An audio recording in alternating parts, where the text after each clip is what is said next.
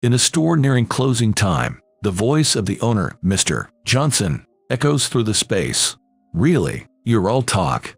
Don't bother coming in tomorrow. You're fired." I was bewildered by the sudden termination announcement from Mr. Johnson. I had been working hard, just as Mr. Johnson had directed, up until today. I had been striving to improve the restaurant. I've put in a lot of effort to make the restaurant better. Why do I, who has been trying so hard, have to be fired? Even an amateur could make the dishes you cook. Hurry up, pack your things, and get out. Mr. Johnson's son, Kevin, also raised his voice. No one knew at the time that just after being told to leave by the Johnsons, a miracle was about to happen. My name is Ryan Smith. I'm 35 years old and work in the kitchen of a local restaurant. Until last year, I had been working abroad. Right after I turned 35, I returned to my hometown for the first time in 14 years. My parents owned a restaurant in hometown, famous for its delicious cuisine. My dad was in the kitchen every day, cooking, while my mom managed customer service in the dining area. My dad's hamburgers were so good, never getting old no matter how many times you ate them, making it a very popular restaurant. Even as a kid, I dreamed of working in my dad's restaurant one day, becoming a great chef like him. So, right after graduating high school, I went to culinary school. Cooking comes from the heart. Be meticulous with every step. Whenever I came home, my dad would teach me how to cook. Thanks to my dad, I gradually learned how to make delicious dishes. After graduating from culinary school, I was eager to start working at my dad's restaurant immediately. But he looked at me sternly and said, "You need a bit more training. Go out, try a variety of delicious dishes, and remember their flavors." My dad was strict about cooking. To become a better chef, I decided to work abroad and delve into culinary studies. I traveled overseas and got a job at a restaurant. My dad, too, had traveled abroad alone before opening his current restaurant to train. So, he was very happy when I decided to go overseas. Even though I worked in a restaurant, I was just an assistant doing odd jobs. Washing dishes was my main task. Working overseas wasn't easy due to the language barrier, but aiming to work in my father's restaurant in the future, I diligently did whatever was needed. However, those days didn't last long. About 14 years after I started working in the overseas restaurant, I got a call from my mom. "Your dad collapsed in the kitchen. He's in the hospital now, and they're saying he's in critical condition." What? I couldn't believe my ears. How could my dad, who was always so healthy, be like this? I hurriedly prepared to return and flew back to the States that very day. As soon as I arrived back hometown, I rushed to the hospital. In the hospital room, my father lay weakly in bed, and my mother was exhausted. I desperately called out to my father, "Dad, it's me, Ryan." But there was no response from my father. Watching this, my mother said through tears, "He's been working so hard lately. Hardly any time to sleep. It's because of that." All I could do was hold my mother. Then, my father, who had been in a coma, opened his mouth to speak. His voice was very faint, almost inaudible, but I heard every word clearly. "Ryan, take care of my restaurant. I believe you'll become a great chef. Dad, I will definitely protect your restaurant. I'll work hard in my training for that." Those were my father's last words. He must have wanted to say them to me with his last strength. My father passed away quietly, watched over by my mom and me. My mother kept crying continuously. She is so overwhelmed with grief that she can barely manage to do anything else. What will we do with Dad's restaurant? For now, since I can't work at the restaurant, I've decided to ask Mr. Johnson to help. He used to work there as Dad's apprentice. My mother answered weakly. Mr. Johnson was someone who had worked in the restaurant as my father's apprentice. Mr. Johnson could make my father's signature dishes and serve them to customers. Although I was worried about my mother and my father's restaurant, I decided to return overseas once again. But soon after I returned abroad, my mother called me again. "Your dad's restaurant is in trouble. Ryan, can you come back? Without you, the restaurant will be gone." What? What's going on? Shocked by my mother's words, I quit my job at the overseas restaurant and immediately returned home. When I stepped into my father's restaurant, I sensed an unusual atmosphere. The distinctive tables my father had chosen himself during his travels had been replaced with entirely different ones. He always cherished personal interactions with each customer, which is why he kept the number of tables deliberately low. But now, the place was packed with tables. Moreover, all orders were handled through touch panels, cutting off any chance of interaction with the customers. I took a seat, hardly believing my eyes. The restaurant was strangely quiet, even during dinner time. When my dad was in the kitchen, it was always bustling with customers. Could this really be the same restaurant? In a state of shock, I used the touch panel to order the restaurant's signature hamburger. After a while, a robot brought the hamburger to me. The sight left me astonished. And when I took a bite of the hamburger, my surprise only grew. This hamburger was nothing like the juicy, flavorful ones my father used to make. It was like something anyone could make. In shock, I quickly headed to the kitchen. In the kitchen, Mr. Johnson was chatting and laughing with another man. Why did you change the taste of the hamburgers? The atmosphere of the restaurant has completely changed too. What's going on? I spoke, half in anger. Mr. Johnson seemed momentarily surprised to see me, but then he glared at me. Are you not Ryan, the guy who couldn't cook and ran away overseas? I'm the head chef here now. This is not your place to interfere. His attitude had completely changed from when my father was around. He used to be a docile apprentice, and his transformation was truly shocking. With your father's method, it would be hard to keep this restaurant going. I've thought it through and switched from domestic to imported beef. What? My father would never have allowed that if he were still alive. Your father isn't here anymore. I'll do it my way. Don't interfere. I realized that if I left the restaurant to Mr. Johnson, it would surely fail. Instinctively, I blurted out, I'll start working here tomorrow. Mr. Johnson, surprised, raised his voice. You working here? Someone who can't even cook has no place here. I'll try my best. Then, the man who had been silent started laughing. You look like a total loser. All right, I'll train you thoroughly. I was filled with indignation at being insulted by this stranger. This is my son. Unlike you, he was a chef at a luxury hotel. So, he's above you. Kevin will train you hard. Everything about the restaurant, the love and care my father put into it, was completely gone. I was practically thrown out of the restaurant. I knew I had to do something. I was determined to restore the restaurant to its former glory. This was a promise I made to myself. When I got home, my mother had prepared a delicious meal and was waiting for me. I told her about meeting the father and son at the restaurant and how much it had changed. She looked sad too. After your father's funeral, when I went to the restaurant, it had already changed like that.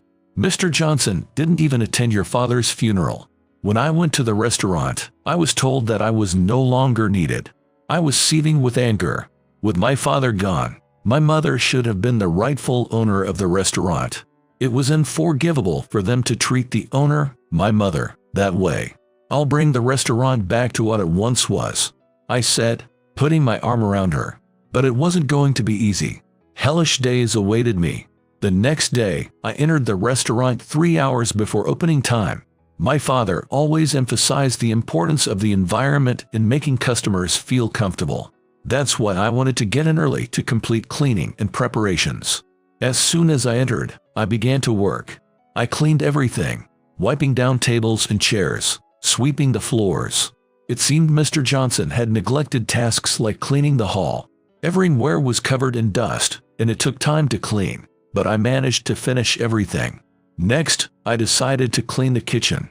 When I entered, I was shocked by its dirtiness. The gas stove was splattered with oil, and the counter was littered with vegetable scraps. It was hard to believe that anyone could cook in such conditions. I cleaned each item one by one, and finally, the cleaning was done. When I checked the clock, it was already 10:30 am. The restaurant opens at 11, but what were Mr. Johnson and his son doing? Isn't there any prep work to be done? As I worried, they arrived just 10 minutes before opening. They seemed hurried, and to top it off, they even started drinking coffee. Shouldn't we start preparing for the opening? I asked anxiously. Mr. Johnson sneered at me. Customers won't come until noon anyway. If you're so worried, why don't you do the prep? Despite being the head chef, Mr. Johnson made no move to start working. Reluctantly, I started to prep work, but I got a shock when I opened the refrigerator. It was filled with prepackaged ground meat from the supermarket. Aren't we buying ground meat from the butcher shop Dad used to deal with? I remembered that my father had always bought meat from a specific butcher shop, receiving fresh meat at the restaurant every morning. Then, Mr. Johnson said something surprising. I stopped dealing with that butcher shop because I couldn't stand the owner. I just tried to negotiate a lower price, and he started saying he preferred the previous chef. I don't want to deal with such a rude person. I knew the butcher shop owner. He was a genuinely nice guy, and I'd never seen him angry. If he got upset, Mr. Johnson must have said something quite offensive. I took out the packed ground meat and began preparing, but Kevin, who had been leisurely drinking coffee, suddenly approached me and started yelling. "The way you're kneading the ground meat is completely off. Think a bit, will you? Did you actually graduate from a culinary school? Kneading ground meat." I had learned to make hamburgers extensively from my father, confident that I could do it better than Kevin. "I'm making it the way my father taught me." Hearing my words, Kevin's face turned redder and redder.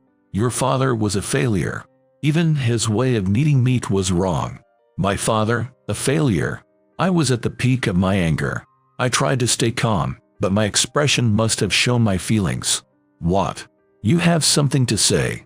You can cook better than me, so I won't tolerate any backtalk. Just make some soup."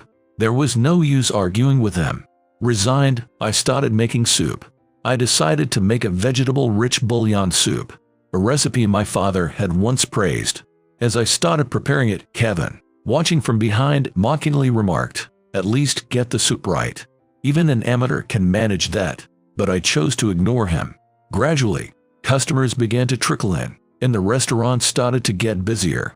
Despite the restaurant being busier now, the number of customers was still overwhelmingly less compared to my father's time. As closing time approached, Mr. Johnson and his son started to clean up early. That's when a woman with short black hair, looking sporty and beautiful, hurriedly entered the restaurant. The Johnsons stopped their cleanup and focused their attention on her. Even though she could order via the touch panel, Kevin went out of his way to take her order personally. "Have you decided on your order?" he asked, his tone noticeably higher, clearly trying to charm the attractive woman. It was uncomfortable to watch. Kevin, pleased, took the menu from her and came into the kitchen. "Hey, get the soup ready quickly," he ordered me arrogantly. He always wants to be in charge. I prepared the soup as he demanded and placed it on a tray. Kevin happily carried it to the woman. She started eating the hamburger on the tray. Both Kevin and Mr. Johnson watched her intently. However, after just one bite, she put down her spoon. I wouldn't want to eat a hamburger made by Kevin either. He watched her, looking unsettled. The woman, with a slightly disappointed expression, started to sip the soup. Suddenly, the look on her face changed from disappointment to surprise. That was when it happened. Kevin, who had been gazing intently at the woman, suddenly let out a loud yelp and was holding his finger. Apparently, he had hurt himself while distractedly gazing at her. I couldn't help but inwardly chuckle at his awkward mishap. "It hurts. I'm going to the hospital. You handle things here," Kevin exclaimed and rushed out of the restaurant. Mr. Johnson muttered, "If only you were a bit more competent, Kevin wouldn't have hurt himself." What was he talking about? Kevin's injury was clearly due to his own carelessness. I could only sigh. Then, I heard the woman's voice calling out, "Excuse me, can I get a refill on the soup?" I approached her and said, "Of course, I'll bring it right away." At this, she gave me a surprised look, studying my face intently. "Are you?" she asked with widened eyes and a loud voice. Seeing her reaction, Mr. Johnson, with a laugh, said to her, "Ma'am, are you mistaking this guy for someone? He's nobody. Just a cook who can cook." The woman looked puzzled by Mr. Johnson's words. She left the hamburger untouched and asked for several refills of soup before leaving. Mr. Johnson, looking at the plate of uneaten hamburger left by the woman, angrily said, "Leaving food that someone made. She just doesn't understand the goodness of this hamburger." I wondered what my father would say if he saw the situation. All I could do was sigh. I wanted to restore the restaurant to its former glory and tried my best, but I couldn't compete with the Johnsons. My mother, timid as she was, couldn't stand up to them either. 3 days into these trying times, the restaurant was as silent as ever. The restaurant had lost its former vibrancy. During business hours, Mr. Johnson and his son were fixated on a TV program featuring Delish, an overseas hamburger restaurant currently making waves. The footage showed a long line of local customers waiting outside Delish. Mr. Johnson, watching, muttered, "This place used to be crowded too, but look at it now. Maybe we should change the name, like Delish." Is he serious? There are so many other things that need changing before the name. Yeah, maybe something like Delicious, Kevin seriously suggested. If only we had a popular chef like Delicious instead of a poor cook like Ryan. Maybe things would change. Watching this, I realized it was hopeless. Instead of trying to improve themselves, the Johnsons were just relying on others. That night, as usual, the restaurant was quiet, devoid of customers. As the Johnsons were about to close up shop near closing time, I glanced at the clock and hurriedly tried to stop them. There were still 10 minutes left. My father always waited a little past closing time before shutting down, thinking of customers who might be running late. Then, Mr. Johnson burst into anger. "You're really good at talking, aren't you? Don't bother coming in tomorrow. You're fired." His voice echoed throughout the restaurant. Why am I being treated this way? I felt a rage building inside me like boiling magma. Kevin, joining in, shouted, "Your cucking can be done by any amateur. Ever since you came, this restaurant has been running at a loss. You're really a jinx. Pack your things and get out." I couldn't understand why I was being pushed out of my father's restaurant. I was at my breaking point. Just then, the door to the restaurant opened and a group of customers came in. Among them was the short black-haired woman who had visited 3 days ago. Looking apologetic, she asked, "I'm sorry for coming just before closing. Are you still open?" Kevin, pleased, said, "Of course. Please come in." And then, around 20 customers took their seats at the tables. The Johnsons, seeing so many customers after a long time, looked happy. "What are you spacing out for? This is your last job, so do it well." "Yes," I responded, as Mr. Johnson started bustling around enthusiastically. Then an order came into the kitchen, and the Johnsons were shocked by it. What in the world is this? Some kind of new harassment. That order wasn't for the usual hamburger sets. It was solely for individual portions of soup. Every single customer ordering only soup. That was extraordinarily unusual. Well, a customer is a customer, so heat the soup and serve it quickly. Following Mr. Johnson's order, Kevin and I hurriedly brought the soup to the tables. When I placed the soup on the table of the black-haired woman, she stood up. "Are you, by any chance, Ryan Smith, the former head chef of Delish?" she asked. "What?" Kevin looked at me in disbelief. I was still in shock when the woman handed me a business card. "Sorry for the late introduction. Her name is Carter, a reporter from a TV station." As I closely examined a card, Miss Carter continued, "About a year ago, during a trip abroad, I had the pleasure of eating a hamburger set made by Chef Smith. It was delicious, and I felt proud as a fellow American. When I was assigned to cover Delish, I was thrilled to have an opportunity to introduce Chef Smith to the world. Unfortunately, you had already left Delish by then. So, you've been looking for me ever since." Yes, I desperately wanted to taste that hamburger set again.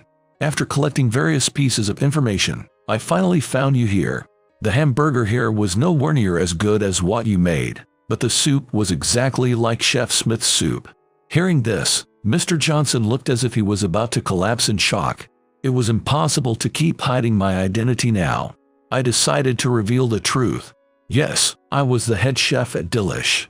The soup was made by me. As I spoke, the customers began to applaud.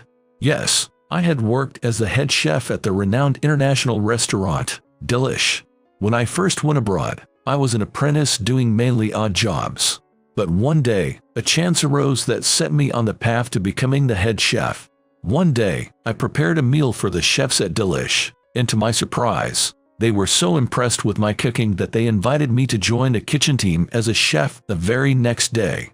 I continued in this role and, in less than 3 years, worked my way up to become the head chef, all thanks to my father's encouraging words. As the head chef, I constantly researched what our customers preferred. Many of them came all the way from America, having heard about Delish. The appreciation from customers who enjoyed my cooking became my daily motivation. However, due to my father's situation, I had to leave my position as head chef. That's when I encountered the Johnsons back at my father's restaurant. Today, I brought my colleagues who wanted to try Smith's soup. "Why doesn't Mr. Smith make the hamburgers?" Miss Carter asked, looking puzzled. "I'm just a junior here. I don't have much say. Another chef makes the hamburgers." Shocked by my words, Miss Carter raised her voice. "The hamburgers made by Chef Smith are outstanding. He should be the one making them. Honestly, the ones we had the other day were just okay." Hearing this, Mr. Johnson's face turned red. I don't care if he was the head chef at Delish or whatever. Just because he was a head chef doesn't mean he can make delicious hamburgers. He's just a failure. "Stop talking like you know everything." Mr. Johnson harshly rebuked Miss Carter, our customer. "It's unacceptable to treat a customer that way." Then, with a slightly angry tone, Miss Carter said, "If that's the case, let Mr. Smith make a hamburger for me. I'm sure it will be much better than yours." Glaring at Mr. Johnson, Kevin, having watched all this, said, "All right. Once you taste it, it'll be obvious," and told me to make a hamburger. I hurriedly began making the hamburger, but the only meat in the fridge was cheap, imported ground beef. With no other option, I started to prepare the hamburger using what was available. When the hamburger was ready, Kevin quickly placed it on Miss Carter's table. She looked at it happily, sniffed it, and then took a bite, exclaiming in delight, "This is it. This is Mr. Smith's hamburger." Hearing her voice, Miss Carter's colleagues began to taste the hamburger and started to murmur in approval. "Wow, this is delicious. I've never tasted anything like this before." Seeing the customers' reactions, Mr. Johnson became furious. "I could make a hamburger like that. What's so great about it?" he shouted. Miss Carter calmly retorted, "The hamburger you made for me before is nowhere near as good as this one. Maybe you should learn how to make a hamburger from Mr. Smith before shouting." "Quiet. Why should I learn anything from him? I've been making hamburgers since before he was born. I'm the head chef of this restaurant. If you don't like my cooking, then leave." Mr. Johnson yelled and began to clear the dishes from the table unceremoniously. "Kevin, help me clear this up. We don't need such disrespectful customers," Mr. Johnson demanded, and Kevin, intimidated by his father's aura, began to help him clear the table. Miss Carter and her colleagues were too shocked to speak. "Please stop. Those dishes belong to the customers." But Mr. Johnson just sneered at me. "Trying to be like your father. Your father used to say the same thing. But remember, this restaurant is mine now." Then, the restaurant door burst open. "This restaurant is yours." "Who said such a thing?" My typically gentle mother stormed in with an angry expression. Sensing her unusual demeanor, Kevin fell quiet. On the other hand, Mr. Johnson, with an air of arrogance, declared, "Since your husband passed away, I've been the one keeping this restaurant afloat. So, it's as good as mine now." My mother glared at him. "This restaurant is not yours. It belongs to me and Ryan. It's what my husband left for us, and I have the deed to prove it. Don't presume to claim it as your own." Mr. Johnson, unable to accept this, retorted, "I have devoted years to this restaurant. Don't I have some right to ownership?" His entitlement was astonishing. Facing Mr. Johnson's unending selfishness, my mother played her trump card. "Have you truly been dedicated to this restaurant? Then what is this?" She showed Mr. Johnson an account book listing several unexplained expenses. The ledger showed entries of several $100s in unexplained expenses. Mr. Johnson's face turned pale and he began to stutter. I know nothing about this." My mother then revealed more evidence. Photos of Mr. Johnson and Kevin frequently visiting a racetrack. Suspecting the unexplained loss of thousands of dollars, my mother had hired a private detective to investigate them. Realizing he had no way out, Mr. Johnson fell silent. "Misusing the money my husband worked hard to earn. I cannot forgive that. You both are fired. Never come back to this restaurant." Kevin was utterly shocked by my mother's words, his eyes wide with disbelief. We're the ones who have been safeguarding this restaurant. You haven't been protecting it at all. In fact, you're the ones ruining it. If things keep going like this, the restaurant will surely fail." "That's absolutely true. Mr. Smith should become the head chef immediately and turn this place around." "It couldn't be." The Johnsons were stunned into silence at this. Miss Carter's colleagues, who had been watching our exchange from the beginning, gave us another round of applause. It was the moment peace returned to the restaurant. I shook hands with my mother, grateful for her intervention. "Mom, thank you so much. Because of you, we could save Dad's restaurant," I said, tears naturally flowing from my eyes. "If you hadn't called me, Ryan, I wouldn't have been able to become this strong. Thank you." I had reached out to my mother a few days earlier, fearing the restaurant would fail if things continued as they were. I earnestly persuaded my mother of the urgency. She agreed to come and had now taken a stand in front of everyone. My mother and I vowed to rebuild the restaurant again, and we made this promise in front of Miss Carter. "You surely can, Mr. Smith. When that happens, please let me feature this restaurant," Miss Carter said with a smile. After that, the Johnsons left the restaurant without ever fully accounting for the missing funds. After they left, my mother and I discovered something surprising while cleaning the restaurant. We found several discarded betting slips in the trash. It confirmed our suspicions. The two have been misusing the restaurant's funds for gambling. The realization that these two have been recklessly spending my father's hard-earned money on gambling angered me deeply. However, they would face the consequences of their actions.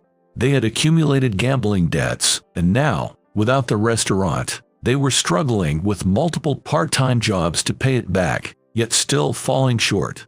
They were likely living a life on the run from debt collectors. It's a classic case of karma. No one knows what became of them afterward, but I hope they don't cause any more trouble for others. At my father's restaurant, I took over as the new head chef, and we restored the interior to its former state. Now, the restaurant is bustling again, with many of our old customers returning. Miss Carter visited for an interview, amazed at the transformation of the restaurant. Every day, I'm committed to honoring my father's legacy and keeping this restaurant thriving.